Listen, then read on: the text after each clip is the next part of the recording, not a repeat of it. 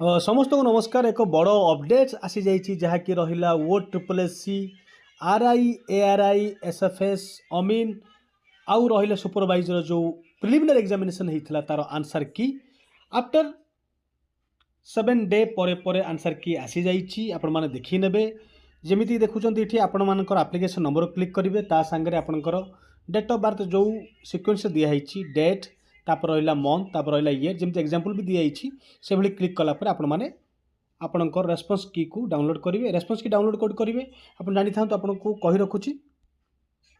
हाँ जो क्लिक करेंगे लॉगिन करेंगे आपको यही इंटरफेस देखा देखो जमीक कि एप्लिकेशन डिटेल अच्छी एडमिट कार्ड अच्छी कैंडिडेट रेस्पॉन्स जो क्लिक करेंगे आप जो लिखाई आपको सिफ्ट लिखाई ये आप क्लिक करेंगे जो क्लिक हियर लिखाई जो क्लिक करेंगे आपंकर रेस्पॉन्स की आसीज आप चेक करने ता सागर आप जो चाहूँगी समय बचाइवाई आप रैंकर मित्र कि रैंकर गुरुजी रे आपण माने आंसर की रेस्पॉन्स की जो रोचे आपणकर